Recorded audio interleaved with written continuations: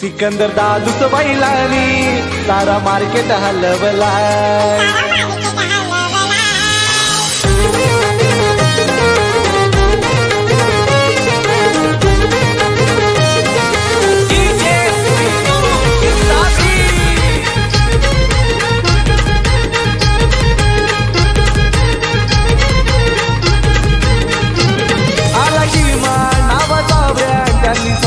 कमवला नावाचा ब्रँड त्यांनी स्वतःच कमवला। सिकंदर दादूच बैलानी सारा मार्केट हलवला।